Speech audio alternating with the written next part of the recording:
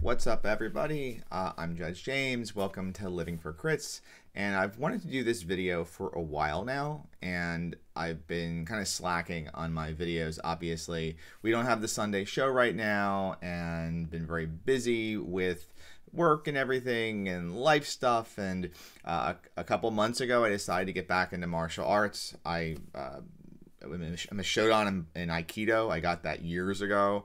And after 8 years off, I decided to get back on the mat and get chucked around like a rag doll by people wearing big baggy pants, myself included.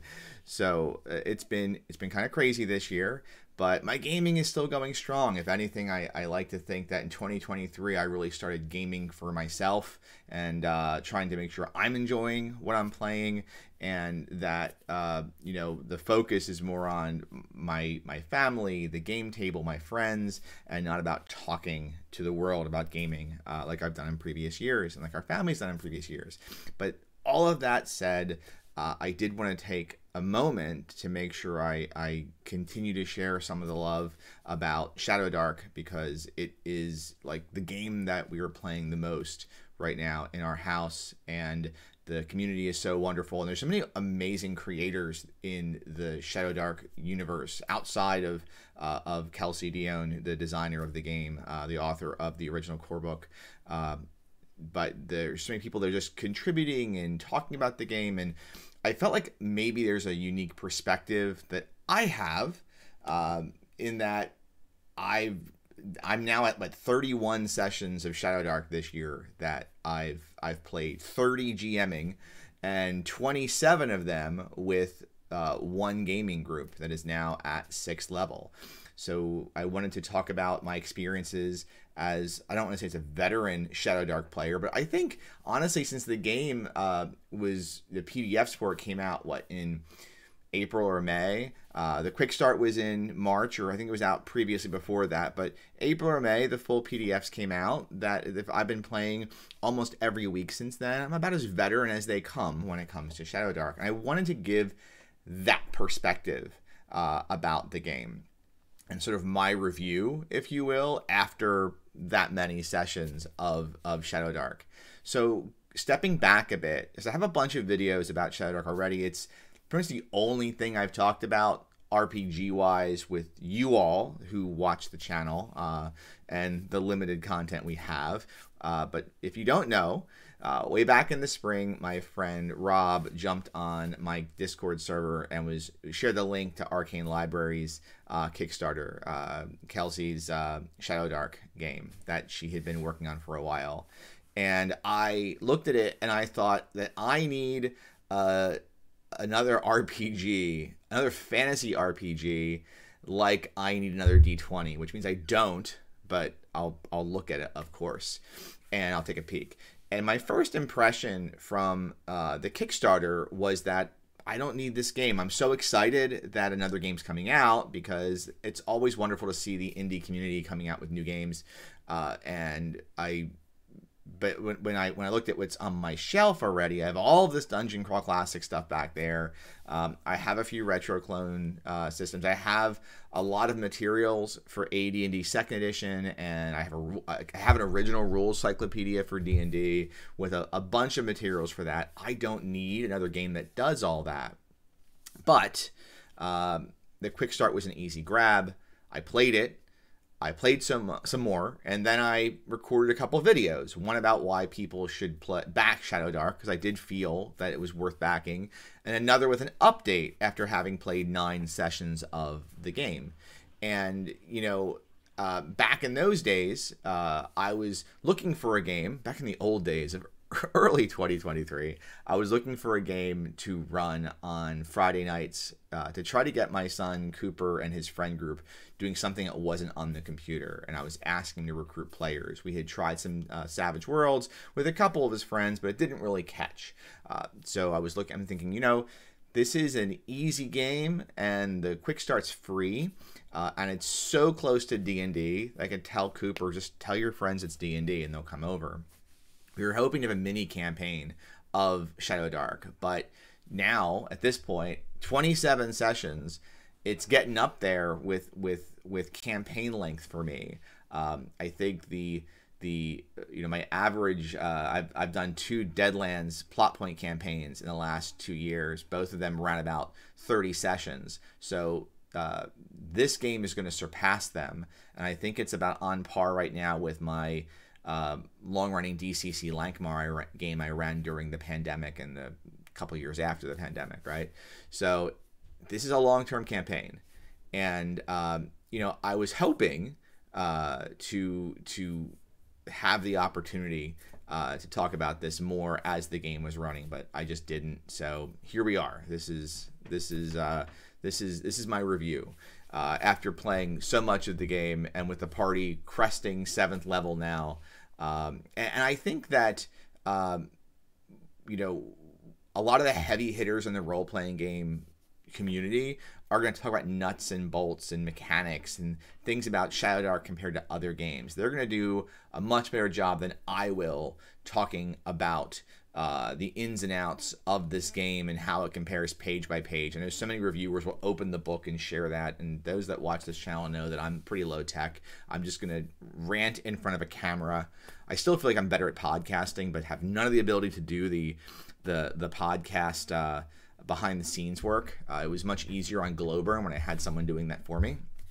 But my review is going to cover the questions I'm most asked when I explain the RPG that I'll end up playing the most in 2023. An RPG that wasn't on this shelf, but is something I keep essentially in a Trapper Keeper, printed out, and on my iPad and my MacBook, pulled up to different PDFs, because it's not even fulfilled in print yet. Hashtag Shadowbarge.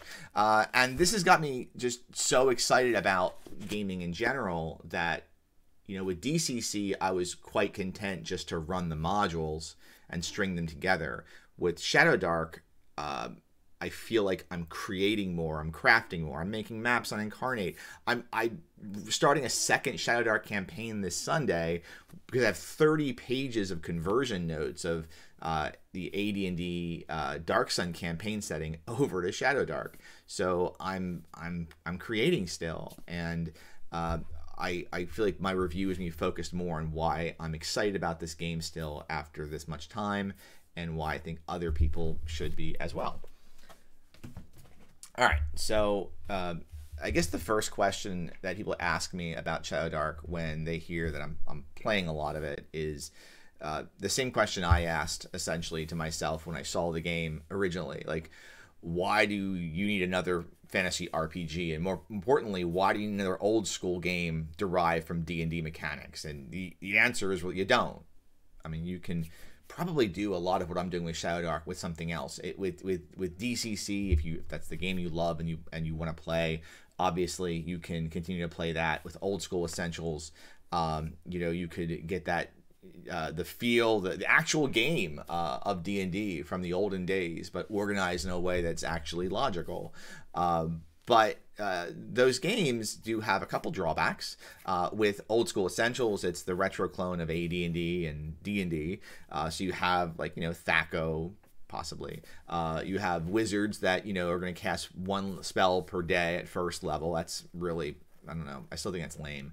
And Dungeon Crawl Classics has the old school vibe you want, but with, the D&D 3rd edition mechanics and, a lot of information about spells. So most of that book is spells, which says something that, about the charts and the graphs and everything, that's a game that really is about randomization. I feel that the storytelling is from the die roll, which, later on I'm going to discuss emergent gameplay. And I think that what the DCC tells a story through the dice, whereas Shadowdark does, I think, a better job giving the players kind of front-loading the randomization, and then the players have the choice of how their spell looks, how it affects things, how their action looks, etc.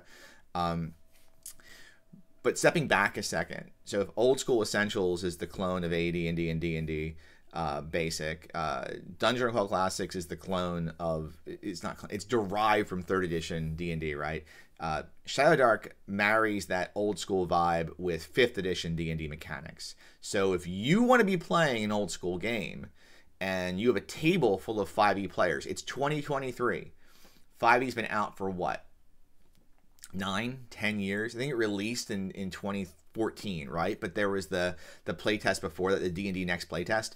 If you want to be playing an old school game and you're asking those players to try it, it's going to be easier for you to bring them to a Shadowdark table than it is to bring them all the way to an old school Essentials table.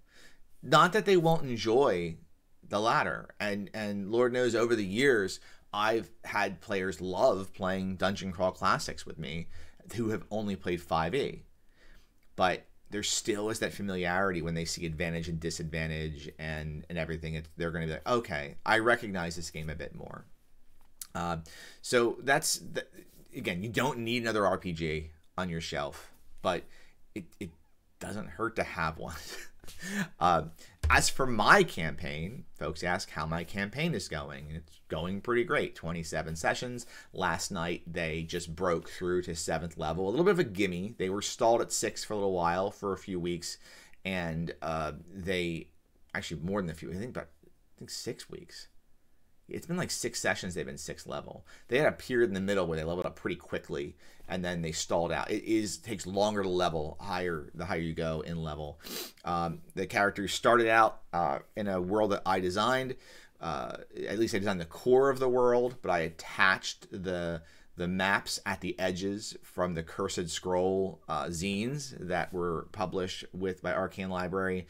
So they started out in the center of the world. They were dealing with this swamp dragon that was terrorizing a village, and the first few levels of the game was all about dealing with the swamp dragon's adherents, and eventually taking on this lower powered dragon, this epic dungeon battle with the dragon. Then they went to this big city, and they accidentally ousted the leader of the city and were banished to the Red Sands in the Cursed Scroll 2. And we did a lot of hex crawling, where they stole these elven gems, and they were being chased by the elves. So they had to take over a tribe of raiders. They had to oust the leader of the raiders and become the raider leaders, and then use those raiders in a pitched big battle against the elves that were coming to take the jewels back. They vanquished the elves, made their way to the city of Alkesh, and now we're dealing with the ramifications of the party crossing an Archmage, which, if you see the Archmage stats in the Shadowdark core book, they're pretty powerful. They're like a 10th level monster, essentially, and they have all these spells they can cast twice per round.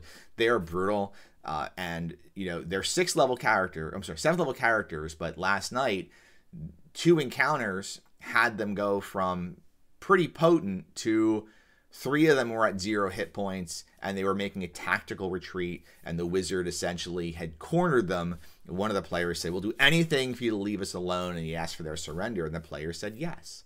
How often do you get a situation with higher level characters where they'll willingly give up your equipment and go go to jail? Well, it happened last night, so I'm pretty excited about that. I'll say that I'm not using many published materials when it comes to Shadowdark games. I might use the guts of some old adventures I've been picking through my old dungeon magazines from the 90s, but for the most part, it's all about emergent storytelling. What the players did, and the next week, what can I design around their actions? Not, when I ran Dungeon Crawl Classics campaigns, I would string along published modules, and that's, both ways are fine. And players, GMs in both games, and every RPG, essentially, every RPG community, some like to run published materials and some like to run their own materials. And I think I'm running my players' materials. Their weird gonzo 13-year-old choices is what I'm riffing off of. discussing house rules, because folks ask what have I changed in Shadowdark, and there's not much. Like, I describe monsters as bloodied if they get to half health. I think that's from 4th edition D&D. And the controversial one I've discussed a bit on the Discord server, the Arcane Library Discord server, is that with luck tokens, I don't let my players share luck tokens. So luck tokens in Shadowdark work somewhat like bennies from Savage Worlds, in that players get, you know, one to start at the beginning of the game, or they can earn them as through role play, and they can spend them to re-roll their die roll. And the mechanics in the core rulebook, even though there's some options of how to play with them, but it allows players to share luck tokens. I don't. I feel that if players can if you want to have a grittier feel, if players can share their luck tokens and there's a pool of them on the table, that crappy roll, there's no reason you can't that they can't re-roll out of a 1, for instance. Players can re-roll a 1 in Shadowdark. I'm pretty sure, at least in our game, you can. If you give everyone a luck token at the table and they can all share them, you know, they can just kind of pool them for later when it's really important. And I feel like in Savage Worlds, there is that mindset of let the bennies flow. You'll hear Savage Worlds players say that.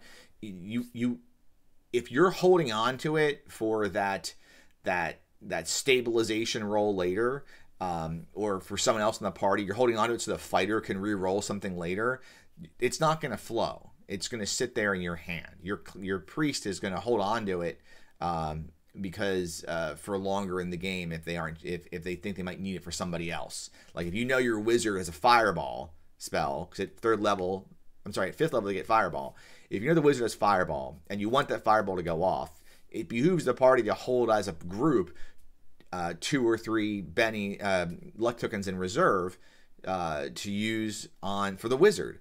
But that means you're going to be sitting on them. So I don't like that in my games. I feel so it's a house rule. All right. So not a lot of house rules, just a couple.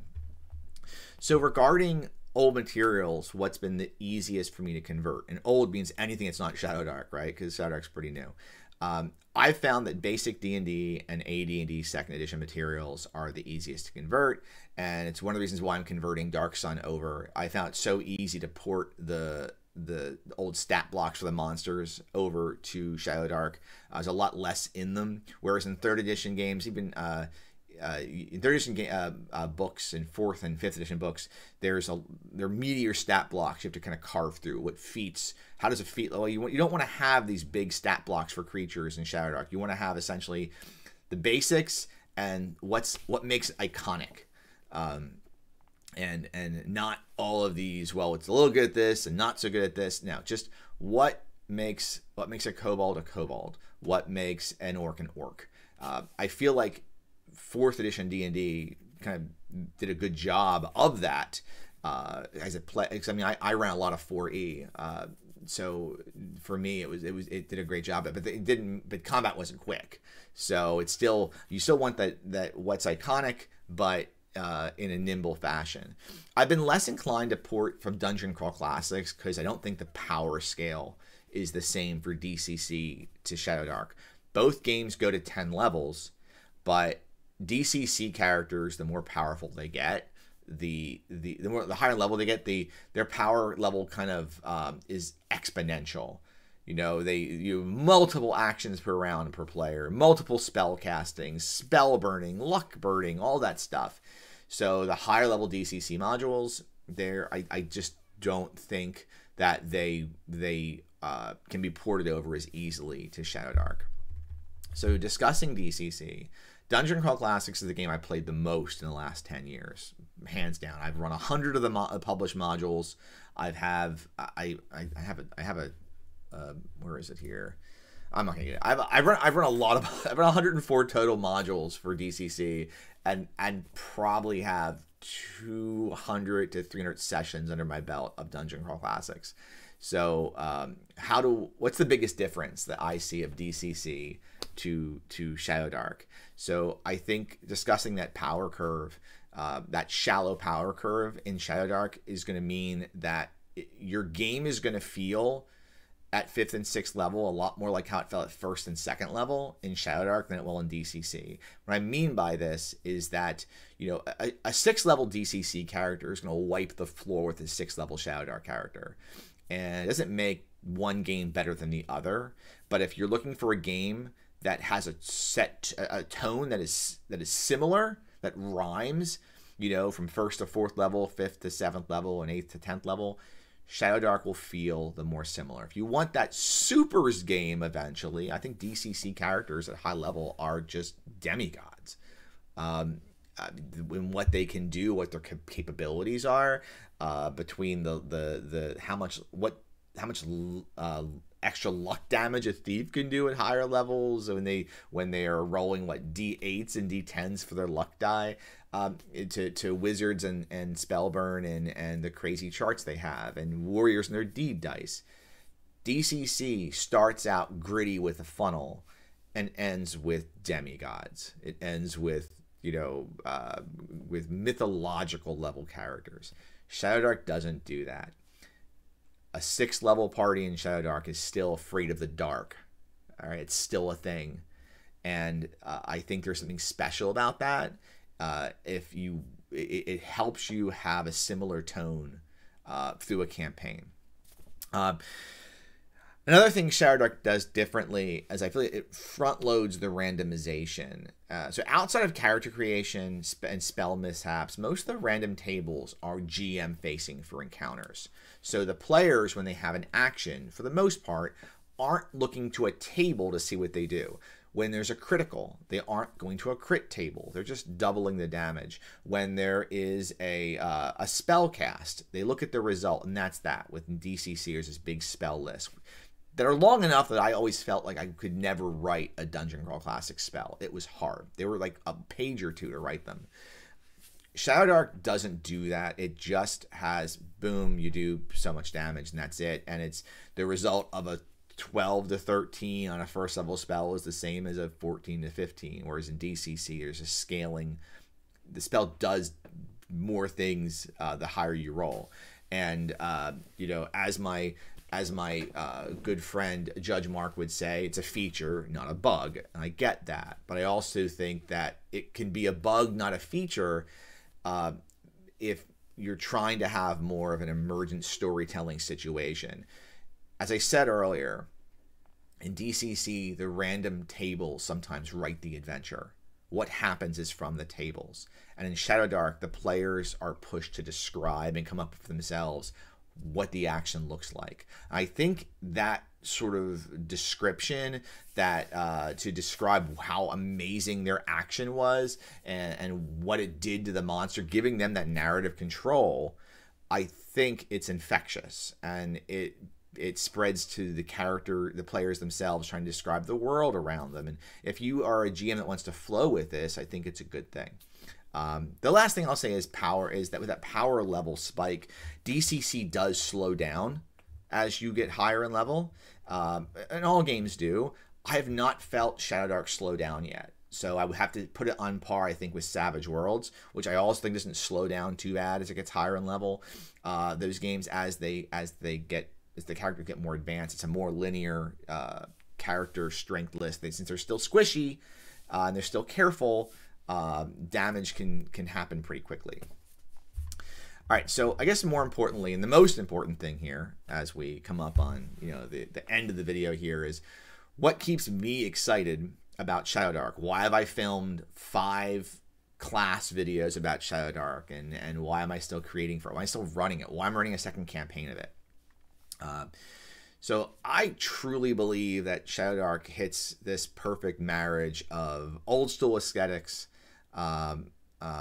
modern game engine, simple character design, ample character options, nimble encounter design, and innovative system mechanics. The game feels and plays out in my head in black and white. The art invokes nostalgia to the 70s and 80s. At the game's core, it's about dungeon crawling and hex crawling.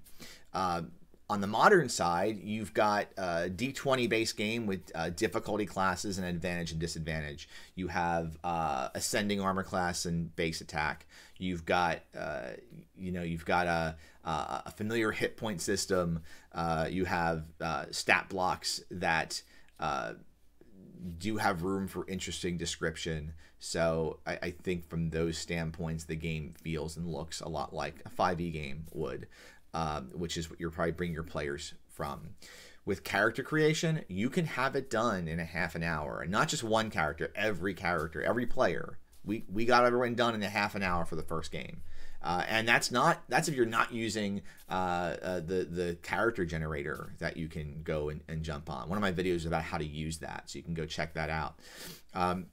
There are ample character designs or options, so you have 6 classes to start. You've got the 4 in the main book, so fighter, wizard, priest, and thief, and then you have the 2 that were released as PDFs, the bard and the ranger. All of them do something different. All of them have a different feel to them, and then you have 6 ancestries to choose from to bolt onto those. And I'm not even going into the third-party products like Unnatural Selection from Dungeon Damsel, which I also kickstarted, and I reviewed the Plague Doctor class, and that's going to bring even more options. So characters are quick to design, but there's so many characters to design, and it's so easy to make new classes and new spells. Writing for the game is, I feel, a lot easier than other games out there as someone converting materials. I think the encounters are nimble. I think that the monster stat blocks focusing on iconic abilities lets you condense a lot into just a small half paragraph to work with.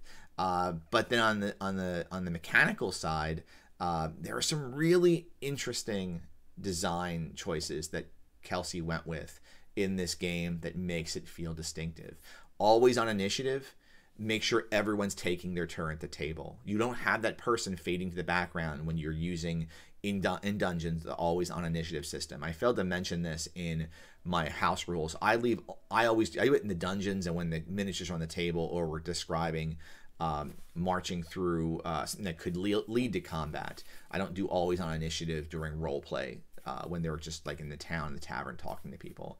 The focus on light mechanics and torches, that a table of people, like who is the torch, who is the light spell going, who is the next one. We don't want it to be dark. That's pretty cool, and that adds tension, something that disappears in other games after what, 3rd level. Like, how many Pathfinder games are worried about torches and light spell? Maybe some of them are, but it's in the core of Shadowdark. An encumbrance system that isn't encumbering, right? So I love, for hex crawling, the resource mechanics of how Shadowdark links everything to strength, and you have only so many slots. People are sharing gear. Bag of holding is so much more important. The party is taking care of animals so they can kind of carry gear with them, or hirelings. I love that stuff. Because that all involves storytelling. Our players all have these camels, these silver camels of the Red Sands that can go a long time without consuming rations, and they're just really cool. They have names for them. They have histories on them. It's great. So you add that resource scarcity for during the hex crawling with the encumbrance system, and it's just fantastic. I think, again, the intersection of this is a very elegant game that I still love playing and I love talking about. So, and then finally, the community. I gotta say, the Arcane Library Discord server, I hang out on there a lot. I'm on there as Judge James. It's just a great group of people that are just so supportive of each other, and are constantly sharing ideas and designs and thoughts on the game. And there's always new people coming in. I think we'll see a lot more new people coming into that when the books come out in print. And I'm looking forward to at future cons the next year meeting more people. I'll be at PAX Unplugged this year for a couple days for sure. So hopefully some Shadow Darklings are there as well. So thank you for watching the video. That is my my Living for Crits 31 session review of Shadowdark. If you are here about Shadowdark for the first time, there'll be a link below to the Arcane Library to go get a copy of it in PDF.